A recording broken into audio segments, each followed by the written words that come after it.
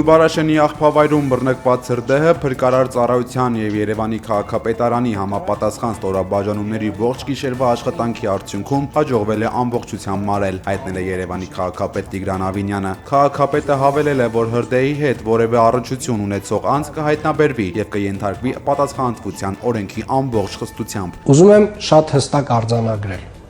այս դեպքը պատահական չէր, այլ դիտավորություն։ Արդեն խոսել եմ ազգային անվտանգության ծառայության տնօրենի եւ ներքին գործերի նախարարի հետ։ Հրդեհի հետ որևէ կապ ունեցած անձ կենթարկվի պատասխանատվության օրենքի ամբողջ խստությամբ։ Եվ ես երաշխավորում եմ, այս դեպքը չի կարող մնալ անպատասխան։ 44-օրյա պատերազմի ավարտից 5 տարի անց Երևանի քրեական դատարանը մեղավոր է ճանաչել ջրականի 5-րդ ուսումնական գումարտակի հրամանատար Իշխան Վահանյանին։ Նրան մեղադրանք էր առաջադրվել մարտի դաշտը ինքնակամ լքելու եւ իշխանության անգործության համար։ Դատարանը Վահանյանին դատապարտել է 16 տարի ժամկետով ազատազրկման, բացի այդ նա զրկվել է մայորի իր կոչումից։ Նուբարաշենի աղբավայրում խոշոր հրդեհ է բռնկվել, կրակի բոցերը գիշերը երևացել են քաղաքի տարբեր հատվածներից, առավոտից թանձր ծուխ է բարձրանում աղբավայրից, ծուխը քամին տարածում է դեպի հարևան վարչական շրջաններ։ Երևանի քաղաքապետարանը հայտնել է, որ հրդեհի հիմնական օջախը մարվել է, կեսգիշերից դեպքի վայրում աշխատել են Երևանի աղբահանության եւ սանիտարական մաքրում հիմնարկի ջրցան մեքենաները, բեռնատարներով տարածք է տեղափոխվել հող այրվող հատվածները ծածկելու համար։ Ներքին գործերի նախարարության փրկարար ծառայության հրշեջները նույնպես գիշերվանից պայքարել են կրակի դեմ։ Պարոն Մեսրոպյան, անդրադառնանք հեցին։ Հայաստանի էլեկտրական ցանցեր ընկերության դեմ հարուցված վարույթի եզրակացությունը պատրաստ կլինի նոյեմբերի 18-ին։ Ֆակտոր TV-ի հետ զրույցում հայտնել է հանրային ծառայությունները կարգավորող հանձնաժողովի նախագահ Մեսրոպ Մեսրոպյանը։ Վարույթի հնարավոր երկու ելք կա՝ կամ լիցենզիայի դադարեցում, կամ գործի կարճում, ասել է Մեսրոպյանը եւ հավատացրել, որ հանձնաժողովի որոշման վրա չի ազդելու Հայաստանի վարչապետի հայտարարությունը հեծն ազգայնացնելու վերաբերյալ։ Նիկոլ Փաշինյանը սեպտեմբերի 20-ին հայտարարեց, որ Հայաստանի էլեկտրական ցանցերի ազգայնացման գործընթացը արդեն սկսվել է։ Սա ինչ է նշանակում, երբ որ վարույթը դեռ շարունակվում է, պարոն Մեսրոպյան։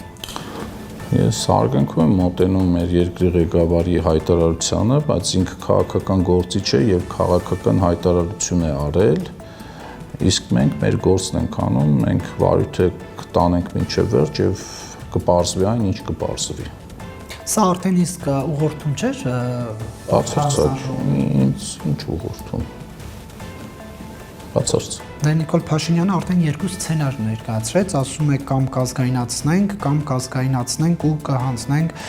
առաջատար ընկերության, որը զբաղվում է էներգետիկ այդ ոլորտի կառավարման, այսինքն արդեն իսկ Արեք ջան, ըստ ես պատասխանեցի ձեր հարցին, անցնենք հաջորդ հարցերին։ Չուղղորդեց պարոն Ոչ, չուղղորդեց։ Ոչ։ Ում ուղղորդեց։ Ես դուք ինձ հարց եք տալիս։ Որ հանձնաժողովի նախագահն եք։ Հա, հետո ինչ անենք։ Հանձնաժողովի նախագահը պարտադրված չի քաղաքական հայտարարությունների ազդեցության տակ որոշումներ կայացնելու։ Հանձնաժողովի նախագահ եւ հանձնաժողովը պարտավոր է մանրամասն ուսումնասիրել վարույթը, հասկանալ իրականում ինչ է կատարվում, հայտնաբերված հնարավոր խախտումներ արձանագրել եւ դրա հիման վրա, եթե կլինեն այդպիսի խախտումներ, որոշումներ կայացնել։ Այսինքն, պարոն Մեսրոպյան, դուք վստահեցնում եք, որ հանձնաժողովը չի գնա այնպիսի ճանապարհով, որը վերջում Նիկոլ Փաշինյանի նշած սցենարները իրականություն կդարձնի։ Նիկոլ Փաշինյանի սցենարները ես չեմ քննարկում, ես քննարկում եմ վարույթի հնարավոր ելքերը։ Իսկ վարույթի հնարավոր ելքերը երկուսն են, կամ պետք է վարույթի արդյունքում ամփոփվելուց հետո քվեարկվի կոլեգիալ մարմինը եւ որոշի լիցենզիայից զրկել, կամ լիցենզիայից զրկելու հիմքերի բացակայության պարագայում վարույթը կարճվի։ Հիմա տեսեք, Նիկոլ Փաշինյանը երբ հայտարարում է, որ արդեն ազգայնացման գործընթաց է սկսվել, հա, դուք արդյոք այնպիսի եզրակացություն չեք կայացնում, որ վարչապետի պատկերացում։ Եվս մեկ անգամ ասում, ոչ։ Բայց դուք նախկին քվեական եք, պարոն Մեսրոպյան։ Ինչ կապ ունի։ Կուսակցական կապեր ունեք։ Նռանյան Արանել նախկին դաշնակցական է, ինչ կապ ունի։ Նարեկ ջան, Եվ հանձնաժողովի նախագահ չի։ Ինչ կապ ունի։ Կոլեգիալ մարմին ընտրություններում ամեն մեկը մեկ ձայնի իրավունք ունի։ Ժողովուրդ օրաթերթի տեղեկություններով իրավապահ համակարգում քննարկվում է գործարար ազգային բարերար Սամվել Կարապետյանի կալանքը երրորդ անգամ երկարացնելու հարցը։ Նրա կալանքի ժամկետը լրանում է հոկտեմբերի 18-ին։ Ակնկալվում է, որ քննչական կոմիտեն կալանքի ժամկետի երկարացման միջնորդությունը դատարան կներկայացնի առաջիկա երկուշաբթի։ Ըստ թերթի գործարարին առաջադրված փողերի լվացման եւ հարկեր չվճարելու մեղադրանքները դատական նիստերի ընթացքում չեն հաղթահարել հիմնավոր կասկածի շեմը։ Դատավոր Տիգրան Դավթյանը հիմնավոր կասկած գտել է միայն մեկ դրվագում, որը վերաբերում է հայ առաքելական եկեղեցու նկատմամբ բռնաճնշումներին մեր ձևով պայքարելու Սամվել Կարապետյանի խոսքին։ Ժողովուրդ օրաթերթը նաև գրում է, որ ըստ իր տեղեկության գործով փաստացի քննություն չի իրականացվում եւ գործարարը ամիսներ շարունակ կալանքի տակ է գտնվում բացառապես իր արտահայտած կարծիքի համար։ Կբավարարի դատարանը Սամվել Կարապետյանի կալանքը երկարաձգելու նոր միջնորդությունը, պարզ կդառնա առաջիկա օրերին։ Премьер-министр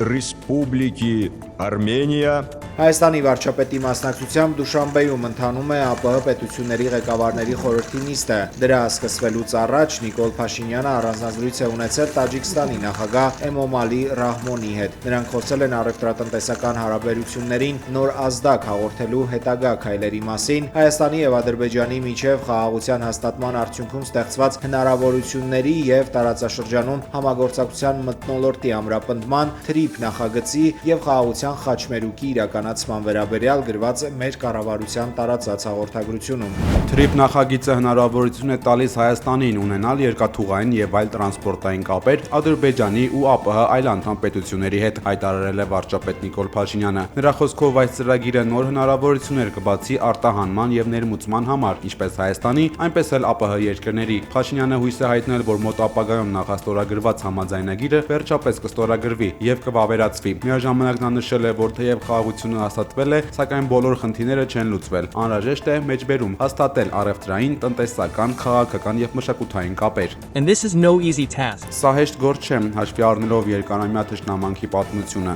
սակայն հաստատված խաղաղությունը մեզ վստահություն է տալիս, որ այս հարցերն աստիճանաբար կլուծվեն։ Փաշինյանը շնորհավորել է Հայաստանին, Ադրբեջանին եւ ԱՊՀ բոլոր պետություններին խաղաղության հաստատման կապակցությամբ։ But also all CIS members. Գիտեմ, որ դուք բոլորդ իսկապես ուզում էիք, որ սա տեղի ունենար եւ այն տեղի ունեցավ։ Խաղաղությունն իրականություն է։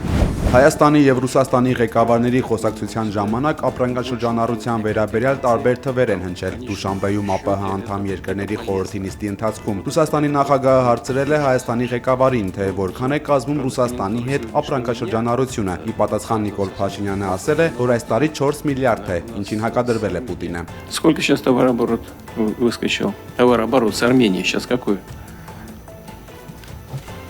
В этом году уже 4 миллиарда долларов. Сколько? 4 миллиарда. Нет, больше.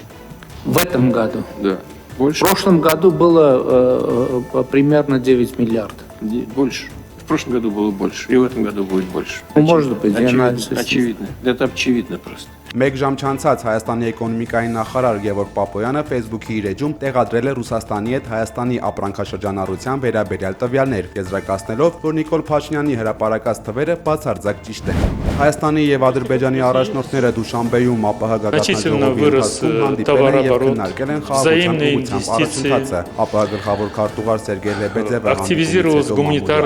հայտարարել է, որ Հայաստանի վարչապետը եւ Ադրբեջանի նախագահը շատ ջերմ զրույց են ունեցել եւ քննարկել են площадки в дальнем зарубежье,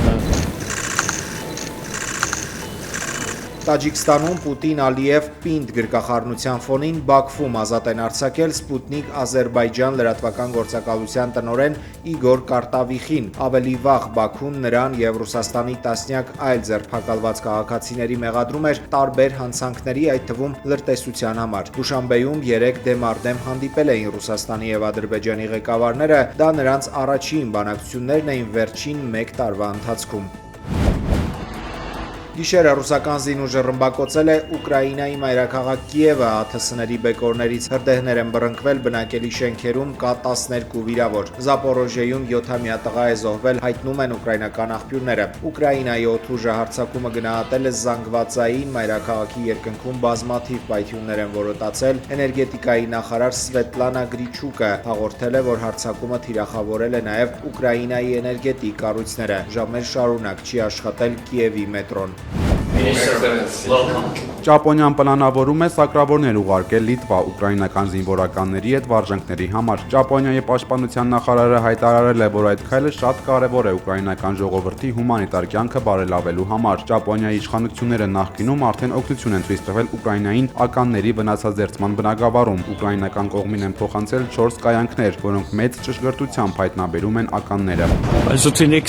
Լյուքսեմբուրգում եվրանախարարները քննարկում են մոտ 210 միլիարդ եվրոյի սառեցված ռուսական ակտիվների օգտագործման ծրագիրը։ Գումարից 140 միլիարդ եվրո կտան Ուկրաինային որպես վարկ։ Գերմանիայի ֆինանսների նախարարը հայտարարել է, որ Բեռլինը նախկինի պես մտադիր է ավելացնել Մոսկվայի վրա ճնշումը, սակայն նախարարը ընդգծել է գործընթացի իրավական անվտանգության մասին ապօրինի գործողություններից խուսափելու համար։ Ծրագիրը դիտվում է որպես միջազգային օրենսդրությունը շրջանցելու փորձ, ինչը խոչընդոտում է ինքնիշխան ակտիվների արգրավմանը։ Ավելի վաղ Մոսկվան այդ հայտարարությունները անօրինական էր համարել։ Բելգիան, որին պատկանում է ակտիվների մեծ մասը, պնդել է, որ Եվրաընտանիքի բոլոր անդամները պետք է հավասարապես կրեն իրավական եւ ֆինանսական ռիսկերը, ներառյալ Ռուսաստանի հնարավոր տատական հայցերը։ Ուկրաինայի նախագահը խոսել է Եվրոպական կենտրոնական բանկի նախագահ Քրիստին Լագարդի հետ։ Զրույցի թեման ռուսական սառեցված ակտիվների օգտագործումն է եղել։ Հայաստանի արտգործնախարարությունը ողջունել է Գազայում ձեռք բերված հրադադարի համաձայնագիրը։ Գերատեսչության հաղորդագրության մեջ շեշտվում է ԱՄՆ նախագահ Դոնալդ Թրամփի գլխավորած միջնորդների դերը,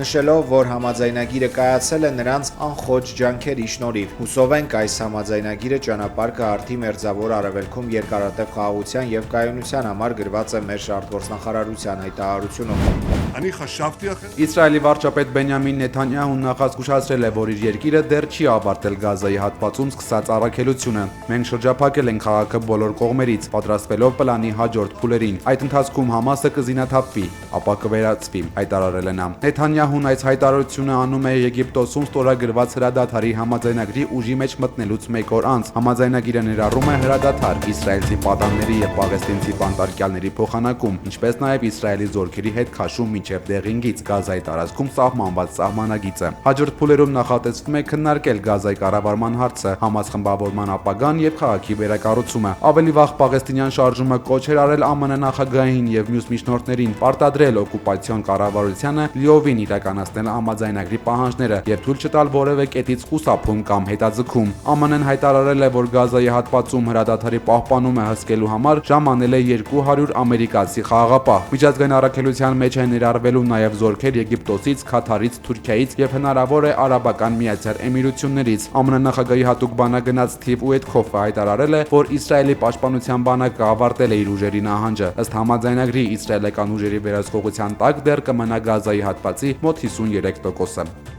Pero hoy quiero decirle a todos los Դոնալդ Թրամփի հույսերն իզուր էին։ Խաղաղության Նոբելյան մրցանակին արժանացել է Վենեսուելայի ընդդիմության առաջնորդ Մարիա Կորինա Մաչադոն։ Ըստ Նոբելյան կոմիտեին նա արժանացել է Վենեսուելայի ժողովրդի ժողովրդավարական իրավունքները պաշտպանելու եւ իր անխոճ աշխատանքի եւ բռնապետությունից ժողովրդավարության արդար եւ խաղաղ անցման հասնելու պայքարի համար։ Վերջին տարիներին նա դարձել է Լատինական Ամերիկայի քաղաքացիական դիմադրության ամենանշանավոր կերպարներից մեկը։ Նա միավորել է խորապես պարակտված ընդդիմությանը, կառուցելով ընդհանուր հարթություն, ազատ ընտրությունների եւ ժողովրդավարական կառավարման պահանջի շուրջ, հայտարարել է Նոբելյան կոմիտեն։ Մրցանակի համար պայքարել է նաեւ ԱՄՆ նախագահ Դոնալդ Թրամփը։ Նոբելյան կոմիտեի որոշմանը արձագանքել է Սպիտակ տունը։ Թրամփը շարունակելու է խաղաղության գործարքներ կնքել, կարգավորել հակամարտություններ։ Նոբելյան կոմիտեն հստակ ցույց է տվել, որ քաղաքականությունն իր համար ավելի կարևոր է, քան աշխարհը, նշված է Սպիտակ տան հայտարարությունում։ Ավելի վաղ ԱՄՆ նախագահը պնդել էր, որ հենց ինքը պետք է դառնա խաղաղության Նոբելյան մրցանակի դափնեկիր։ Իր խոսքով աշխարհում 8 պատերազմ դադարեցնելու համար։ Բելգիայի իրավապահները կանխել են երկրի վարչապետ Բարդելբիևերի եւ բարձրաստիճան այլ գործիչների դեմ ծրագրված ահաբեկչական հարձակումը։ Իշխանությունները ձերբակալել են 3 անձի, որոնք մտադիր են եղել պայթուցիկներով հագեցած անօթաչու թռչող սարքի միջոցով իրականացնել իրենց ծրագիրը։ Բելգիայի դատախազ Ան Ֆրանսենը միջադեպն անվանել է ջիհադիստական ահաբեկչություն։ Ըստ նրա, խումբը նպատակ է ունեցել ստեղծել ԱԹՍ, որին հնարավոր կլիներ ամրացնել պայթուցիկ։ Սա առաջի դեպքը չէ, երբ Բարտը սպառնալիքների թիրախ է դառնում։ Այս տարվա սկզբին բելգիական դատարանը 5 անձի մեղավոր էր ճանաչել վարչապետի դեմ հարձակում նախապատրաստելու համար։